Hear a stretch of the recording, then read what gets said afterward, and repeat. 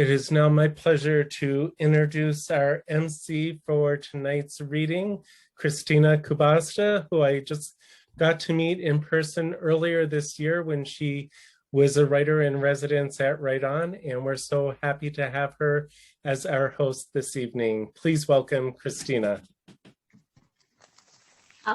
Thank you, everyone. It is lovely to see you. Pretty soon we'll be seeing each other in person, I hope, and it'll feel strange that we said lovely to see you through the computer screen, but we did. I'm very happy to be here tonight to gather with you and to share poetry. It was such a pleasure to work on this project that was the brainchild of Kathleen Surley, and then we gathered together to work on this project together. Kathleen and then Angela Voris-Hills and Bruce Stefflesen were the poetry editors. And we were also very happy to work with Steve Tomasco from Bent Paddle Press and to have some wonderful artwork, both for the cover and the interior from Wendy Vardaman. So the plan for tonight is that we have a number of poets who are going to read a poem or poems of theirs. And then a number of them have also selected another poem from the anthology to share. So we're just going to get started because we've got a number of wonderful poets to listen to and some wonderful poetry to hear tonight. So we're going to start with Francia Barnard. Francia is a full-time Door County resident. She says she plays at art and works at poetry. So we get to hear some of that work tonight. So welcome, Francia. Thanks, Christina. My poem is entitled Living Alone in a Pandemic, Directives from Door County. Do not allow loneliness to sit in your lap. Eschew empty hours, though sitting still is not necessarily empty.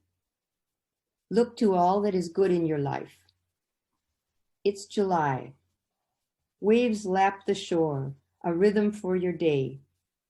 The moon's been particularly generous lately. You live in a version of nirvana.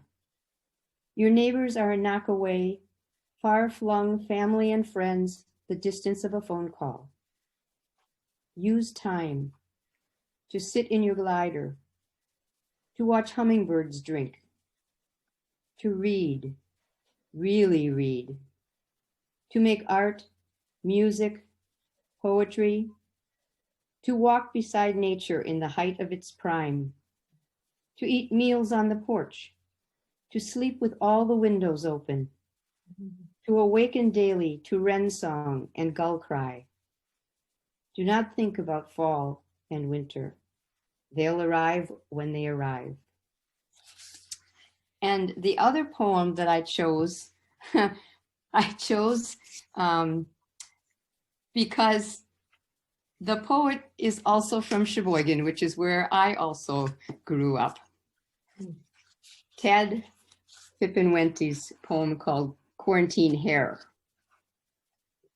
He is fond of his hairdresser and hopes she is doing well. But he's letting his hair grow, he said. She always cuts the sides a little short. I like how his hair begins to tower up like a wave bending to the silvery perfection of a TV evangelist from 1985. And I expect a sermon or a sale. And that's usually when he goes in to sit in the chair and chat about the children while she returns him to the casual yet distinguished gentleman of the 20th century. But this time, the weeks tick by. He's letting it grow, he says. And I watch the wavy white stand in brilliant light, rising daily like a griffin's wise head or Poseidon's trident fingers loosening new snarls. His hair is of the sea, peeling back the years to salty surfer and beach tan, free with possibility. Decades rolling away to our first dates, 1970, when we wore denim dreams to mark our worldview. I watch white hair wave upward, glowing, the man growing younger like some Dorian Gray, and I wait to see how his hair will decide to flow long again, how his youth will take me with him, the two of us in silver white ponytails, the two of us riding nowhere.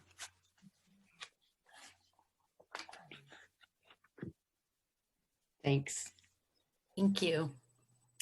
Our next reader is Jody Murad Curley. She has been writing mostly for her own pleasure for over 50 years. She is a retired dementia care specialist, a Tai Chi Chuan and Qi Kong teacher, and an ordained minister in the Universalist Sufi tradition. She lives as close to Cherokee Marsh in Madison as she can get. Thank you, Christina. Christina mentioned it might be helpful if people want to follow along to mention the page number. So my poem is on page 23, and it's called Pandemonium. It's always something. The furnace, the stove, the toilet that runs on, the car that doesn't. The dog gets sick. The cat goes missing. The child seems fine, but who can really know? Trees blow down in storms, clocks stop, and freezers melt. Date books disappear. Hot worry spills into the urgent crack of dawn. We hurry like we still have plans, although we have nowhere to go. Each time we reinvent ourselves, we learn again our new work is to wait. Let the calendar drop its pages. Let the phone lose all its charge. Let the passwords pass away as the clouds drift by above our heads. Let us stop. We are trying to remember how to breathe.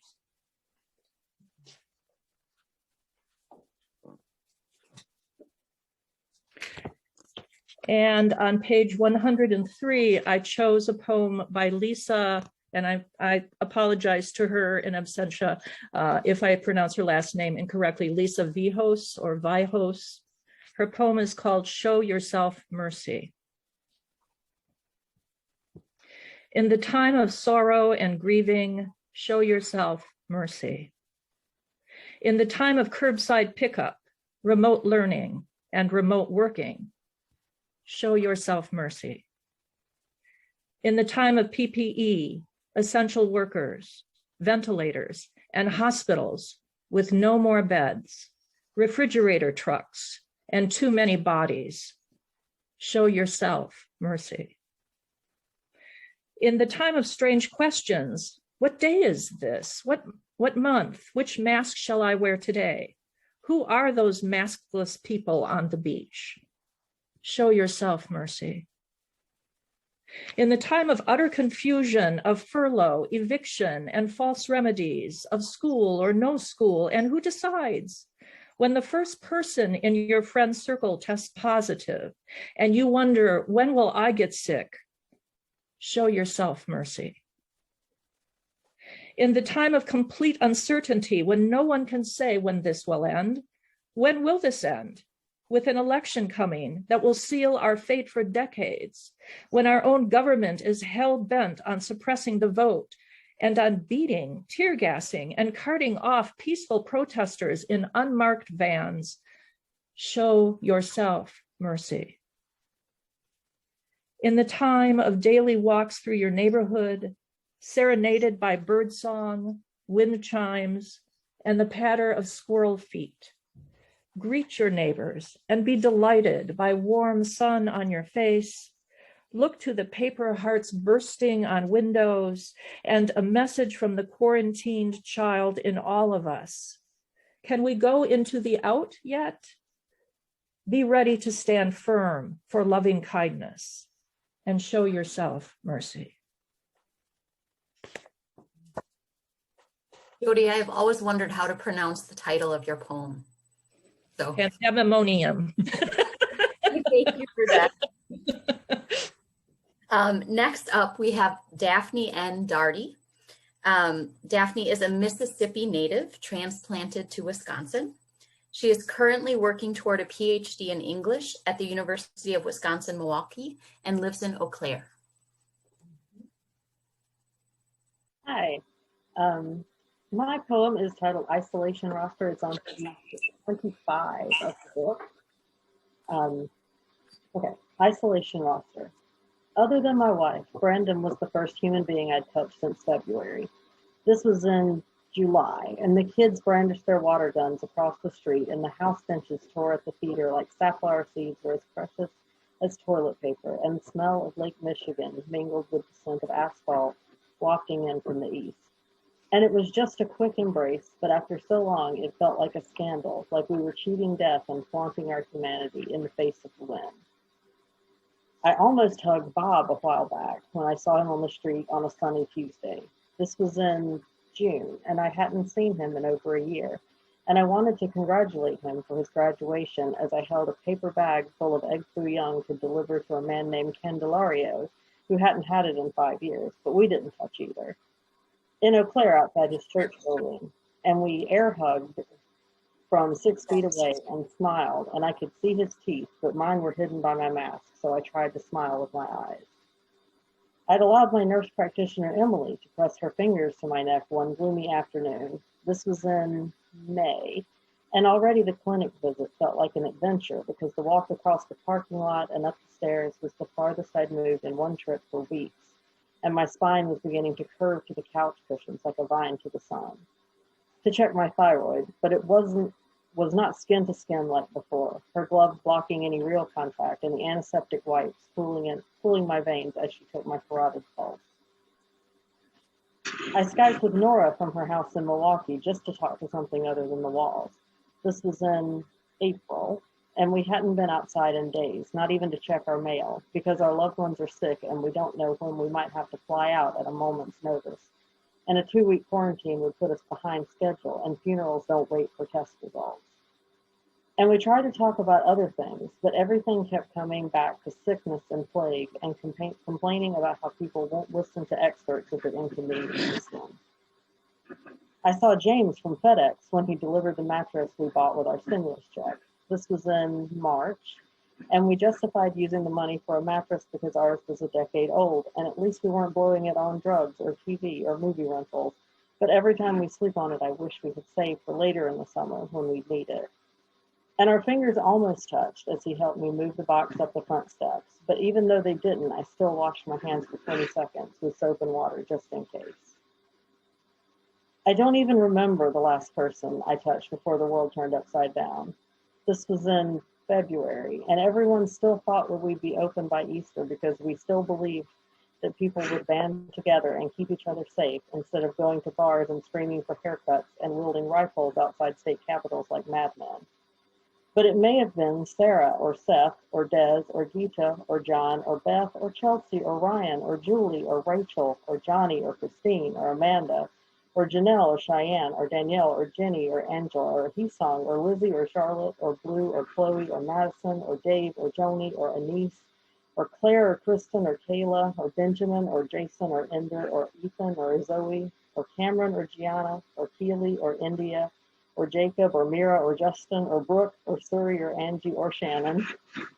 But I know it wasn't Casey or Riley or Wendy or Jack or Shirley or Danny or Alicia or Christy or Jennifer or Shelly or Rhiannon or Rusty or Brad or Kyle or Ben or Jake or Gina Grace or the other Jennifer or Adam or Erica or Madison or Gabby or Robert or Daniel or Haley or Hannah or the other Daniel or the other Daniel because they have been far away in the South since Christmas. But I'd wish I'd known when we connected because I would have held on a little longer, breathed a little deeper, looked them in the eyes and said, "You will be the last." The other poem I chose to read is by Robin Chapman. It's on page 16 of the book. And I chose it because it kind of references some events that are still current right now this week. This is Madison, Wisconsin, June 25th, 2020 by Robin Chapman. Dear ones, our catbird is singing all the songs of the neighborhood birds from his or her next door nest. And though I'd hoped to catch up on sleepless hours with a nap, I settled for his cheerful roll call instead, safe inside from the bites of the vicious buffalo gnats that make these days a misery for my allergies, giving up sleep and sun to remember how last night, late looking out I saw the first lightning bug of the year rise through the dark, searching and searching for his answering star, a Luciferian glow I know from a childhood 70 plus years ago. While now I read in the phone's newsfeed that in my town last night, as thousands marched to protest the killings of George Floyd, Breonna Taylor, and so many more, 4 men tried to set a woman on fire with lighter fluid because she was Black, and they were white. And that too repeats a dark, unbearable epidemic in Southern childhood years when masks hid faces for a different task, and violence was the work of many hands, and hate was the virus, also contagious, requiring us all to stamp it out and vigilance that it not restart. Thank you.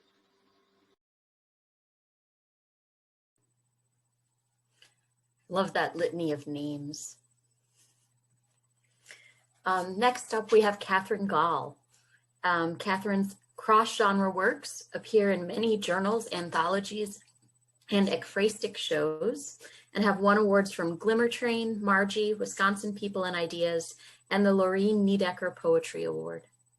The poem in this anthology is from her pandemic postcard poems, 63 poems written daily until, seeing no end in sight, she stopped. Thank you. My poem is on page 36. It is called For Crying Out Loud.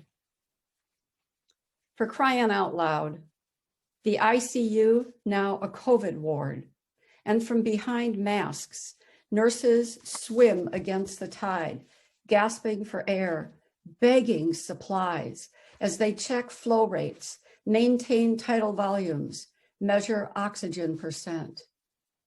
Day in and day out, after the noon and darkest night, there dawns a healing touch through gloves. Voices coated with empathy, but it is their tears that bathe the breathless. The other poem I chose is on page 9. It's by Sharon Auberly and it's entitled Shelter. I chose it because I was recently at Right On Door County. I had the pleasure of a 1-week residency there. The daffodils weren't out yet, but I was ready for them. So this is the daffodil poem. Shelter. Every blade of grass has an angel which bends over it and whispers, grow. It's a quote from the Talmud.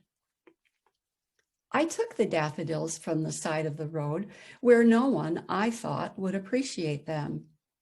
Place them in a handmade vase in their tight buds on a cool April afternoon to watch them open. Offer the flagrant joy of their bodies to my winter-starved eyes. This morning, they are still tightly closed in morning sun, which slowly disappears into a cold white sky, and mischievous snowflakes now taunt their tender bodies. Whatever keeps them sheltered in their sturdy coats, whatever it is that keeps them strong, must surely be the same thing, a green angel, perhaps, that also keeps me safe, able to wait out this hard season. Thanks.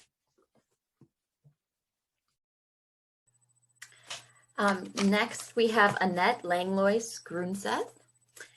She has published widely in journals and anthologies, and her chapbook, Becoming Transparent, One Family's Journey of Gender Transition, was nominated for a pushcart. She writes while social distancing on the bike trail or in her kayak, where her muse tags along just for the exercise. I have to say, writing while on a bike sounds dangerous. So Annette, I hope you're careful. Thank you. Well, I do. I stop and I use my audio function on my phone, Notepad. Anyway, my poem is on page 37. And as the pandemic began, I was collecting words because we were hearing words and new word pairs in the news that suddenly took on no meaning or they had other meanings. So I wrote vocabulary gone viral. Community spread has nothing to do with bread in your lunch. Shelter in place does not refer to a rainy family camping trip. Airborne droplets are not skydivers in your backyard. Social distancing is not your awkward junior high dance class. Super spreader has nothing to do with agriculture. Contact tracing is not an art project. And Flatten the Curve is not a new workout program. PPE is not what it sounds like. Self-isolation is just another writing day for poets. Caution fatigue is forgetting the mask and accidentally touching your face. Curbside pickup is now legal and often required. VirusGraft is the best application of exponential since high school algebra. Zoonotic spillover, did this plague jump to us from bats or chickens?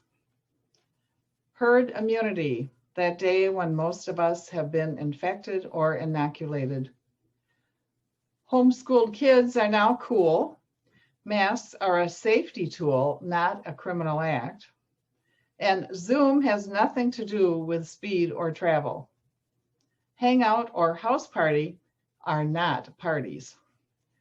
Quarantine is not a chocolate drink, but a quarantini might offer temporary relief. New normal. Was there ever normal?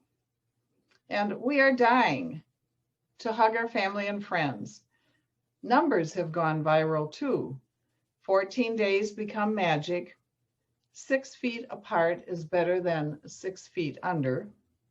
And everyone is counting new cases, counting tests, counting the dead, counting on the vaccines.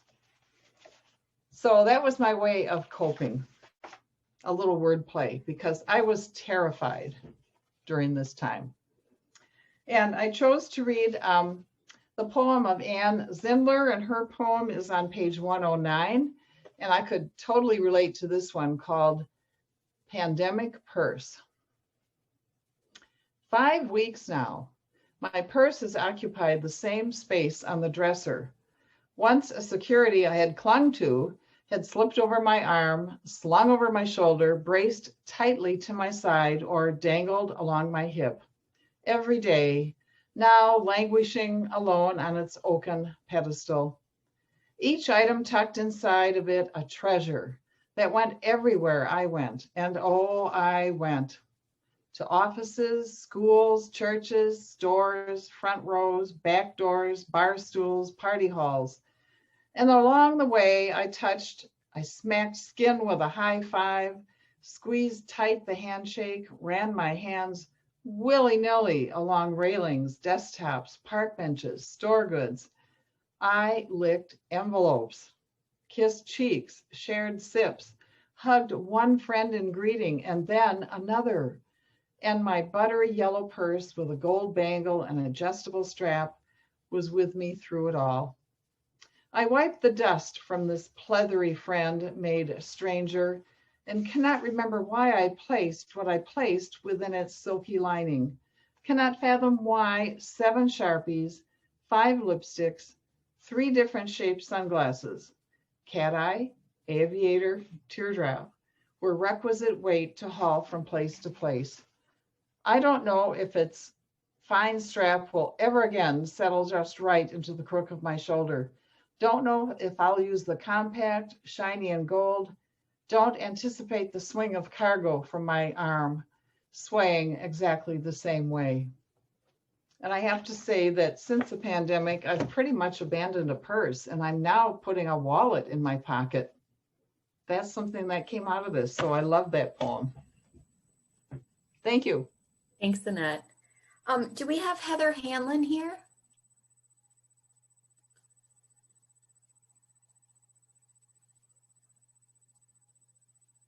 I'm hearing nothing. I'm gonna guess that we don't have Heather. Her poems are wonderful. Please check them out in the anthology. I'm sorry that we're not gonna get to hear from her tonight. So our next reader then is Anne Heisey. Anne is a retired teacher who lives in Bailey's Harbor. She never tires of watching the changing colors of Lake Michigan or reading the words of good writers.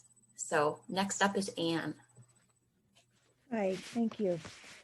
My poem is called On Learning That the Words Crisis and Sift Are Related, and it's on page 43. I picture my mother's hands and the silver mesh sieve. She was not a meticulous cook, but occasionally she took the time to sift flour.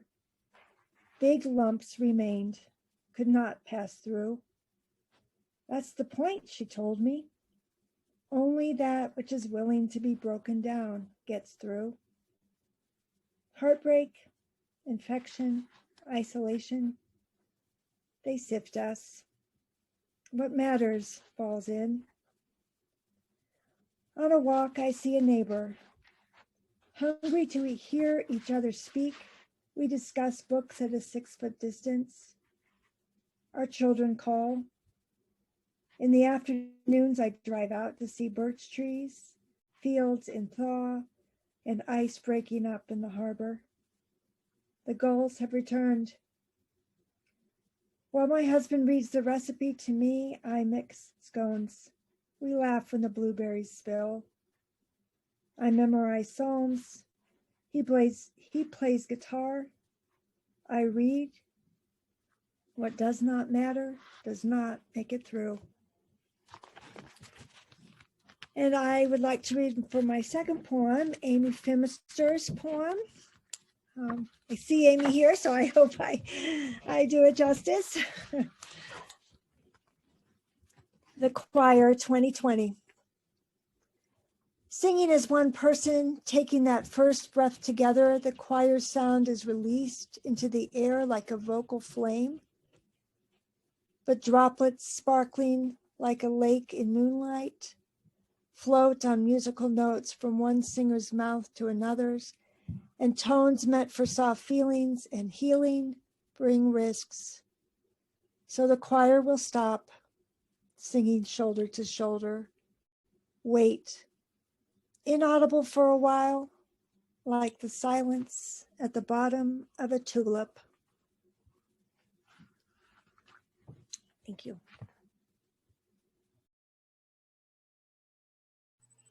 It's such a fabulous final image.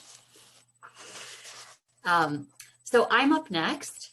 So hello, I'm Christina, and I write poetry and fiction and sometimes reviews. I've popped a few links in our chat, so if you'd like some more information about the anthology, it's there. There's also information about WFOP if you'd like to find out more. And then I did pop the link for Bent Paddle there as well. There are more readings coming up from the anthology, and Steve at Bent Paddle has been lovely enough to put together a whole page that includes reviews and events and things like that coming up as well. So I'm going to read my poem first. It's called America in the Third Week, which was, well, I guess shortly after where we are now, but you'll recognize maybe some of the imagery. Pause springs immoderate education. A bleeding heart's white blind shoots grope through layers of leaf mold, translucent as bean sprouts, waterlogged and fragile.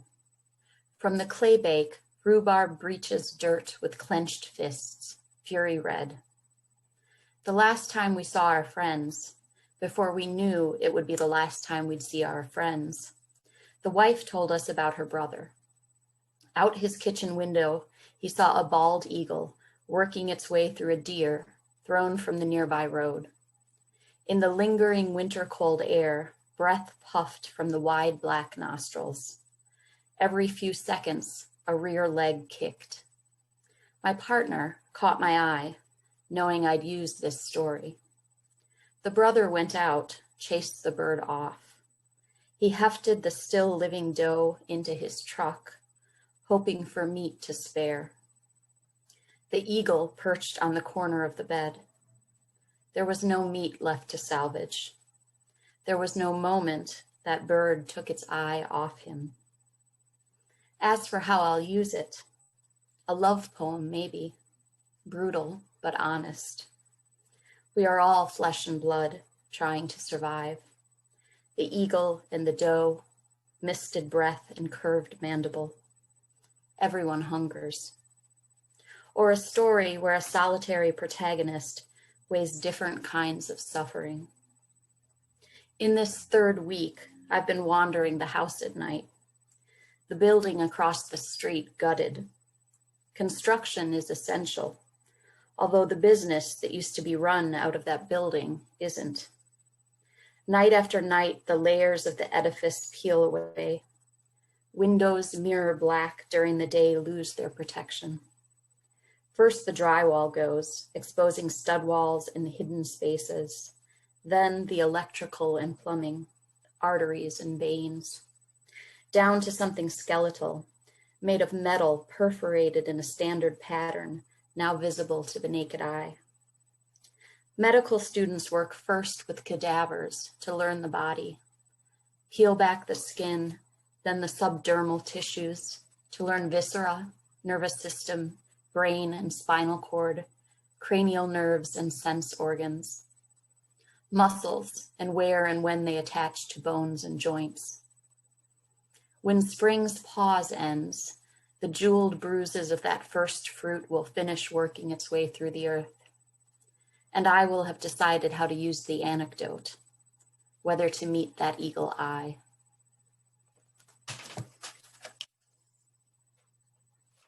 Tends to be a lot of roadkill in my poems, I apologize.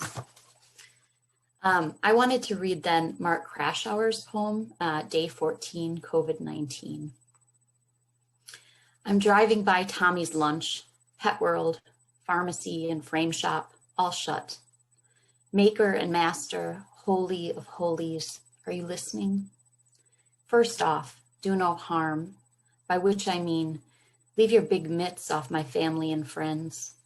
Leave your holy hay hooks off my work pals, and leave my neighbors, neighbors' friends, friends of friends, and friends of friends of friends alone. I'm at the lights on 6th Ave and King Terrace, where by way of a secret prayer I touch the glove box and visor, and where as a private plea I place my hand on the seat and deliver the subtlest nudge, which if it can't help, how can it hurt?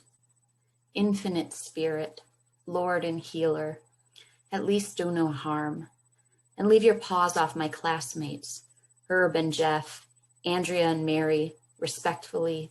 Stay away from my teachers and cousins, uncles, aunts, and in-laws, by which I mean don't jinx things, and by which I mean keep your flippers off, anyone Alaskan, Asian, or Armenian, anyone coughing, anyone asleep, everyone sober or lit, anyone high or brought low, and everyone with darkness in their step already, them especially, but all, most of all, Selah.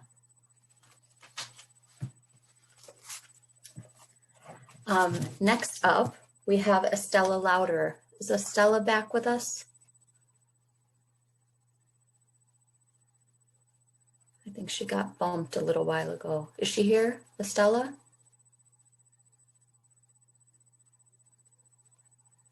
Jody, you were nodding. Do you see her? I see her box, but she's muted. She's on an iPhone. Oh, Estella, do you want to unmute and give a hey? Yes. Can you hear me now? Yes, wonderful. Okay, I'm just going to introduce you. I wanted to make sure we had you. Okay. After retiring from UW, Estella has reveled in Wisconsin's writing community, publishing 4 chapbooks with Finishing Line. Her poems have garnered awards from WFAP, the WWA, Foxcry, and the Peninsula Pulse. She won the 2009 Barbara Mandigo Kelly Peace Poetry Prize and has been published in several literary journals and anthologies. 2 poems were nominated for a pushcart, another was nominated for Best of the Web. She served as Poet Laureate of Door County, co-edited 2 poetry anthologies, Soundings, Door County and Poetry, and Halfway to the North Pole. With Francia, she also co-edited the WFOP Poets Calendar on the theme of water. So yay for Estella. Thank you. Can you hear me okay at this point? Okay. I'm going to read Safer at Home, which is on page 58. And I think it's self-explanatory. The epigraph is Door County, Wisconsin, April 30th, 2020. Late afternoon, we have taken a letter to the PO and driven through the state park, yearning to be on the water, not above it, looking down. I am reading emails, signing petitions when the satellite phone rings, and it's our son paddling his board on Iowa's Squaw Creek on the northwest side of Ames after work.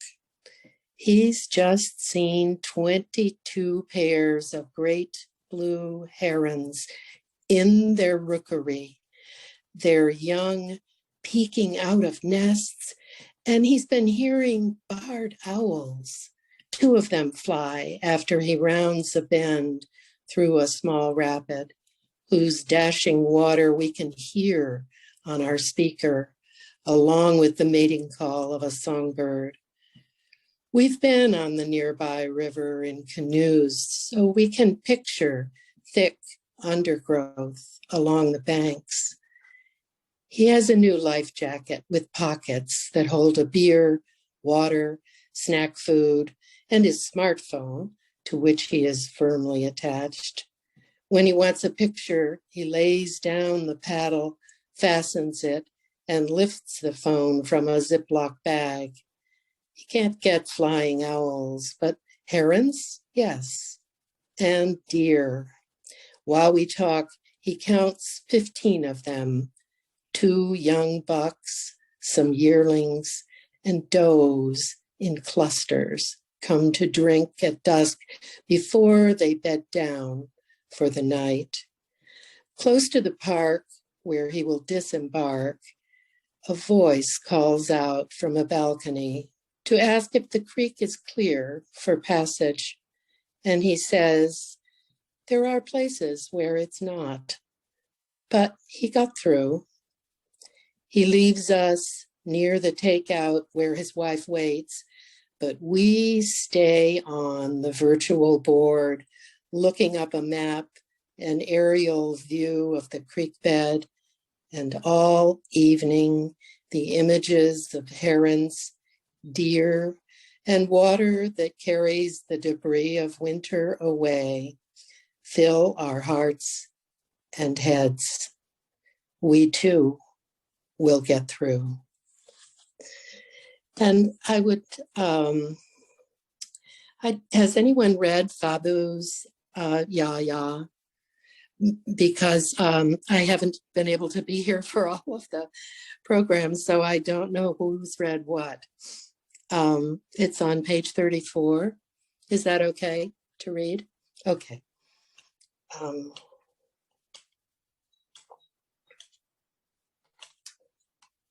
getting there.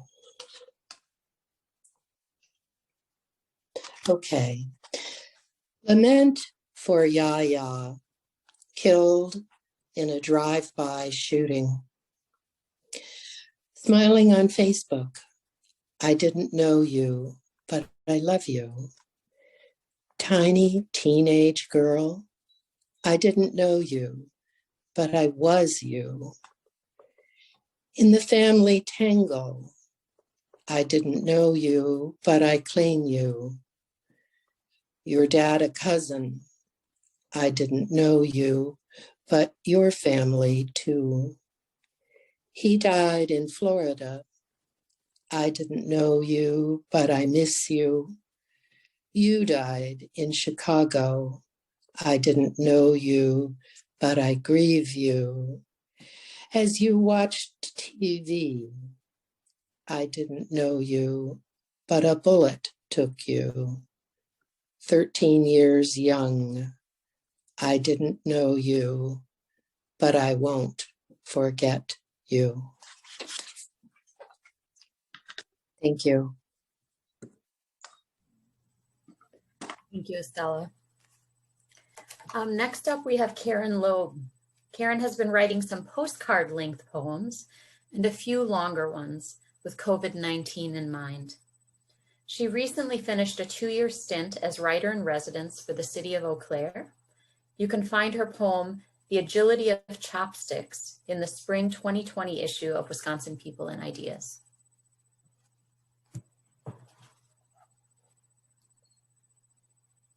You're muted, Karen.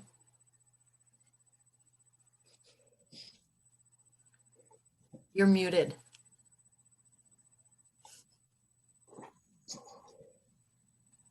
I'm not muted anymore. Now Thank you. Thank you for the introduction, Christina. I will now read my poem, which appears on page 64. We walk where no one else walks. We wear masks. Baseball fields where no one dares to play. The grounds of the university that has been shuttered. Along the river at dawn, we wear masks. Black ones with red polka dots, blue ones with a daisy on one cheek, striped ones made from dish towels, white ones with respirator valves. We wear masks. In a neighborhood with acres surrounding each house, no one here needs the sidewalk to jog, to the grocery store to mail a letter in the outside blue box. Shoppers emerging with cowboy bandanas and paisley masks, pushing carts quickly to their cars. We leave without going in. On the bridge that's shaped like an S, its waist stopping the ends from seeing each other, hoping we've timed it right to keep encounters at bay. We wear masks. If we do see people we're sure we know, we wave from a distance. They don't wave back. We think it's because of fear, but then we realize they don't recognize us. That kind of fear.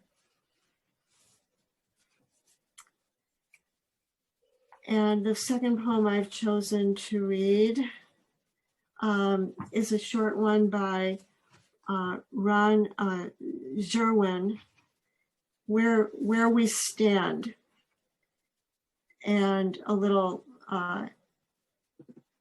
epigraph. Social distancing means standing 6 feet apart, CNN 3/24/2020. Equal to a man of average height, wearing a Lincoln-esque top hat while lying on the ground, or the length of 2 golden retrievers, standing nose to tail, the width of a moose's antlers, standing apart like bedposts, which is what bowlers call a 7-10 split, difficult to knock down, but not impossible.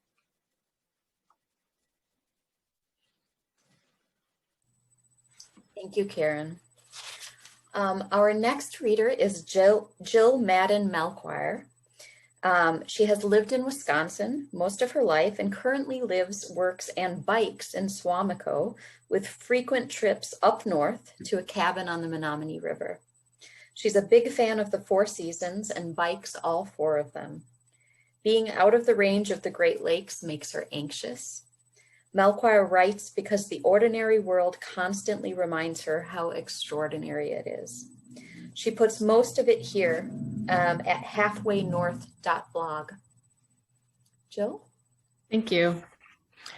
So I have 2, and the first one is called That Summer of the Pandemic. It was all falling apart. It was all coming together. It's after 8 in the evening, and in this antique light, the Queen Anne's lace along the roads watches the sinking sun.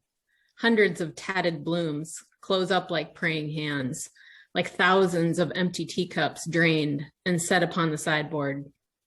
In the morning, they'll open up again to catch the brewing day, the sun steeping over the edge of Lake Michigan. But that's all to come, and nothing is guaranteed, least of all tomorrow morning, and so I ride on. Tonight it's still warm as I pedal past the green risen pastures spread unevenly with buttered light, the shadowed cemetery with tombstones like stale biscuits rising from the earth, the Beagle Club where the old men sit in the lawn chairs in their driveway and wave to me. The beagles throw their heads back and howl. Tonight, I'm that empty weathered barn leaning toward the road, full to bursting of the last of the honeyed light that sweetens the gaps. I am filled up with the space that useful things have left behind. My wooden bones echoing with the far off sound of barking dogs. I've said my prayers. I have again and again drained my cup. And if it's not filled again, if the sun does not rise for me, I will open what is shut. I will come crashing down and let loose the light. And the second one is about waiting for Neowise, the comet that came through last summer that I wanted to see.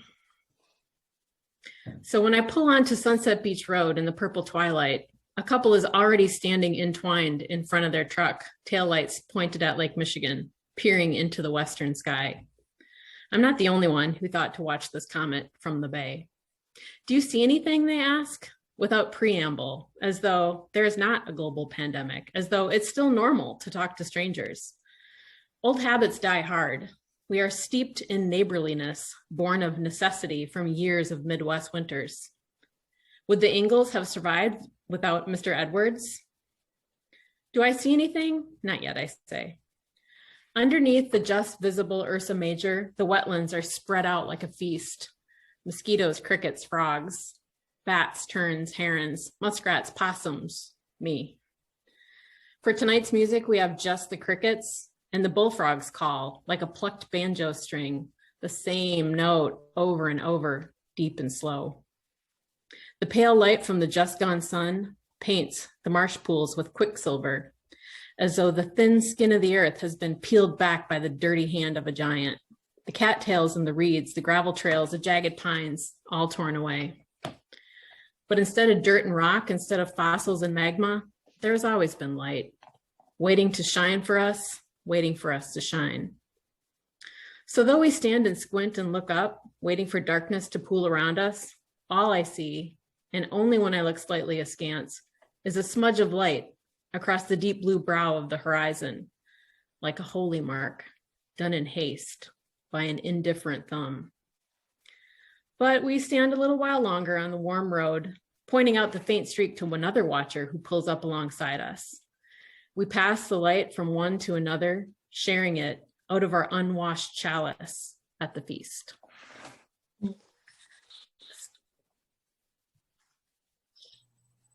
Thank you, Jill. Our final reader of the night is Tori Grant Wellhouse. Tori is a poet writer from Green Bay. I was so hoping that I would get to read the title of your latest chapbook, so I'm super excited right now. Her most recent poetry chapbook, Vaginas Need Air, won Etching Press's 2020 chapbook contest. I think we should have bumper stickers. Her YA paranormal fantasy, The Fergus, won Skyrocket Press's 2019 novel writing contest. Welcome, Tori. Thank you. Jill, I think we're neighbors because I live right on Sunset Beach Road. Oh, all right. I'm out on off of Shady Lane, off of Pine. Okay. We definitely are neighbors. That's my walking route. Awesome. Okay. My first poem is Art as Memory. And this is me remembering things we used to do before the pandemic. Art as Memory. Shuffle of consciousness, fan blowing in slow motion, inset high in the ceiling, riffles a page, 2, 3, a catalog. The air is temperature controlled, hushed. I reminisce a square of light, shades of white gradating, a topography. I feel it slant.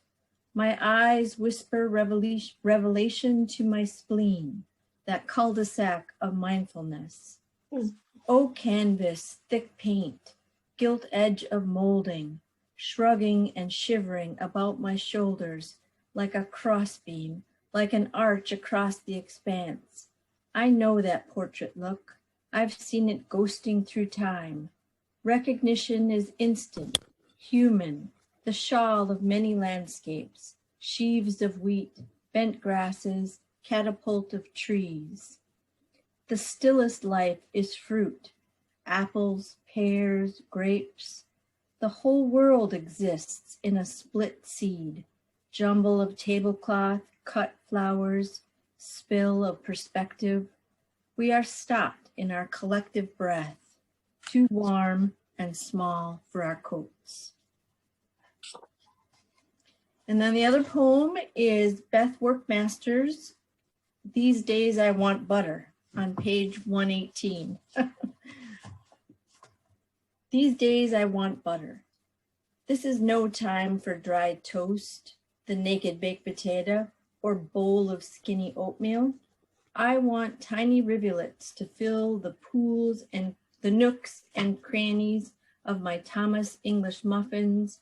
I want the slick of salt and sweet to give shine, give gleam to the bite of life as it is now, to pool around kernels of sweet corn, the crunch and pop of each languorous bite a respite.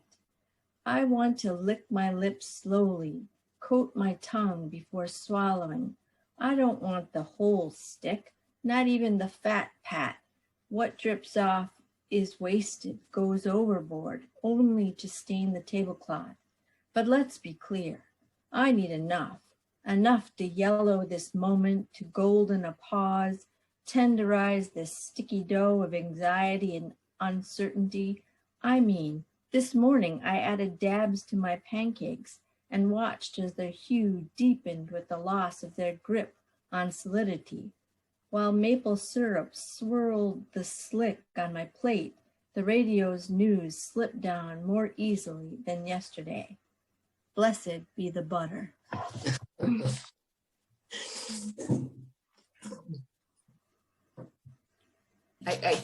Obviously, we think that's a lovely poem to end on because we ended the anthology on that poem as well. So thank you, Lori, for that choice as well. We do have some time. Thank you to all of our readers for reading tonight. It's so wonderful to see people gathered and to hear all of your poems gathered too. So maybe one more big round or snaps or however you like to do in these Zoom readings for all of our readers. Thank you so much for joining us. We do have a little time left for Q&A, and I think we're especially lucky tonight to have our poets here and to also have Steve Tomasco and Kathleen Surley, and we've got Angela Voris-Hills here as well.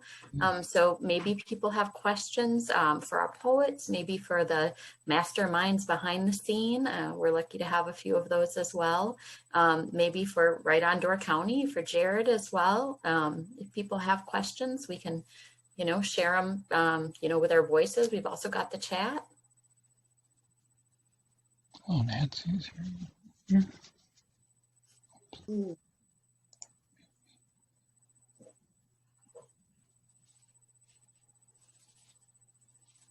Or we can all just smile at each other and think about how wonderful April Poetry Month was. And we're celebrating the last night of it. Spring's coming. There was some sunshine today. Well, I just wanted to. Horse's head. Oh, sorry. Just make it. Go ahead. Oh, well, Christina, I just wanted to say how,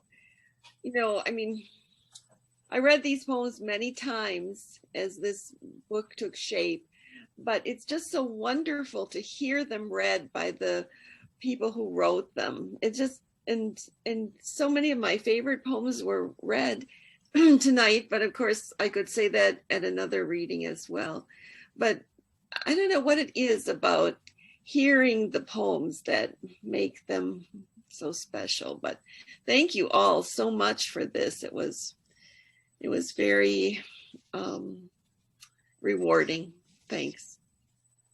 And to sort of the way this started, Kathy had sort of come up with this idea when we realized that, we weren't going to be able to gather, the way that I think so many of us like to hear each other and to interact with each other as poets and share our work. And so sort of one of the original ideas for this was, could this be another way of sharing community, of having our poems gather maybe in place of our bodies when we couldn't. And could that be another way to that's why it's community. and connection during COVID is the subtitle of the book.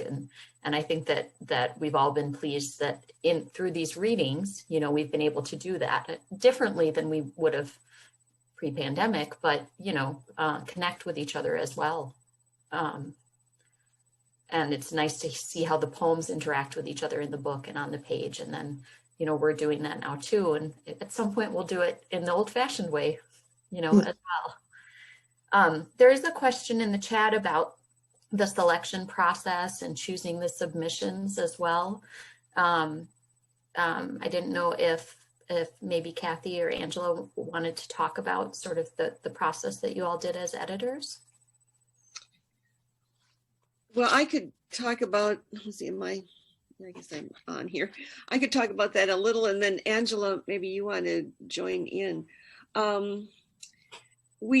All three editors did read all the submissions. And I said that at another reading recently that we had a few weeks ago. And I got some emails afterwards about people who were surprised, at least I can think one or two people who were surprised by that, because I don't know if, I guess in some situations there's a filter first, and then only some submissions get to the editors. But in our case, we read them all. and that was really a lovely experience for me anyway.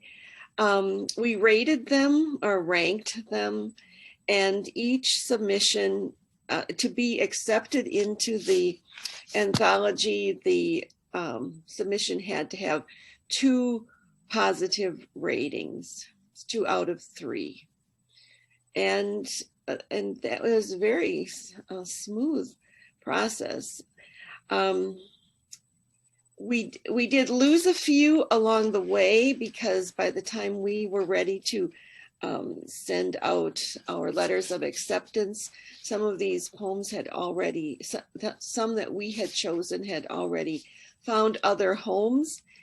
And again, as I've said before, I'm still mourning the loss of some of those poems, but we had so many excellent, wonderful poems that we felt very fortunate. Our goal in selecting, we wanted this anthology to contribute to the historical record. And as I was listening tonight, I thought, oh my goodness, how much has changed in a year? Because, you know, thinking, yes, that is what we were thinking about last year.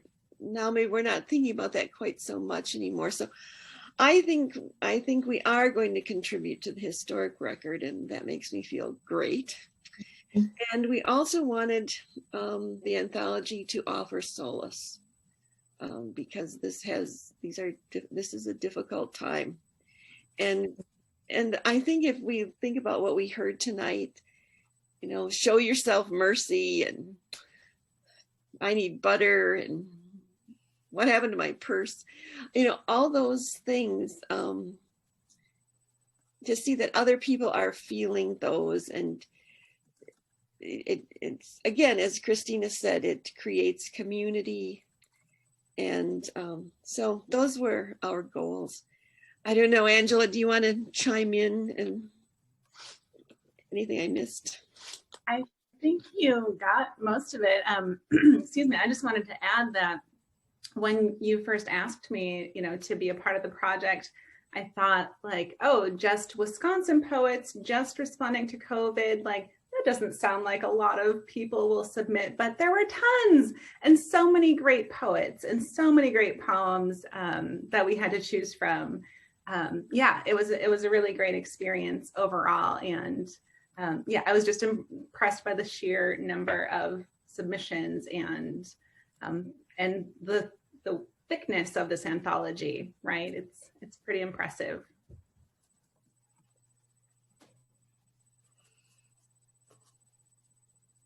I think Christina said one time we want it to be have enough poems to have a spine, and I had never thought of that, but and so yeah, it has a spine, it has a backbone. it has strength. It has strength, I think. So thank you all so much for that. Someone in the chat had asked when the next reading was, and Steve very helpfully popped that in the chat. If people are wondering, the next one is actually through Poetry Unlocked, which is the reading series through Appleton that a number of wonderful people, including some people here, help contribute to. So that's either June 14th or 15th in Appleton. I believe that one is a virtual reading as well. Maybe somebody can help me out with that. That is virtual. Thank And you. I just couldn't remember offhand if it was the 14th or 15th.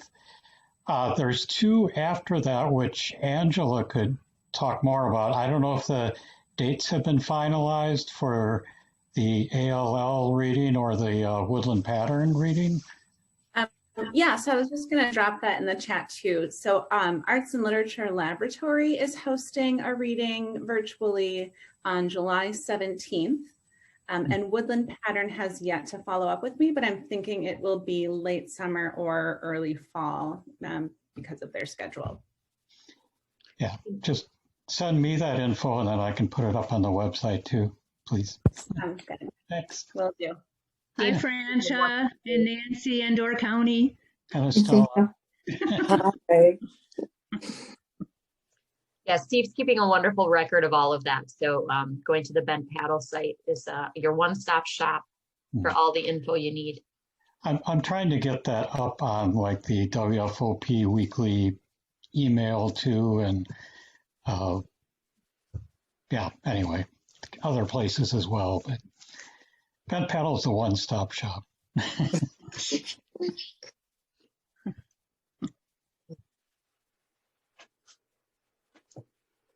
I just wanted to say that I think one reason this will really be a contribution to the historical record is that a lot of poets, and I count myself in this number, a lot of us need to write in order to know what we think and what we feel. That's how it happens for me. And if we hadn't been invited to write in this way, if I hadn't been invited to write in this way, I wouldn't know some of the thoughts and feelings I have. And that's a way to push it forward into the future as we begin to understand what really happened during that time. So I think it's a great gift in many directions. I'm very appreciative.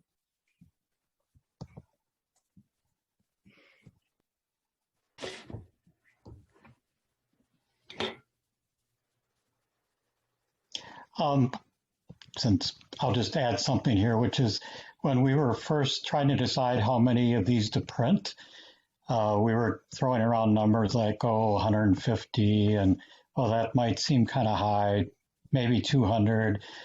At this point, we've sold almost 350. So I actually got another reprint of 50 more, although the orders have stopped coming in. But so if you know of any friends who want them, make sure you tell your friends, post it on your social media, blah, blah, blah. And all the proceeds are going to WFOP, and so going to a good cause. Great.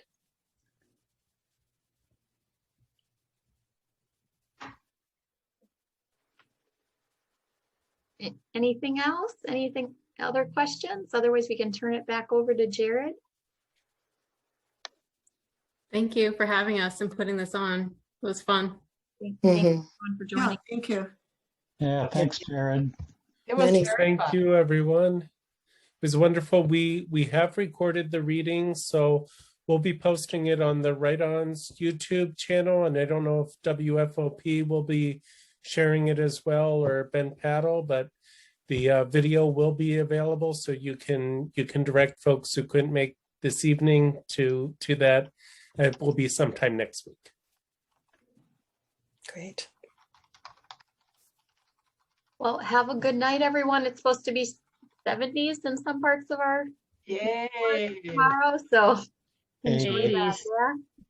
80s. Yeah. Have a great night, everyone. Thank you. Thank you. This was great. Thanks, everybody. Bye. Mm.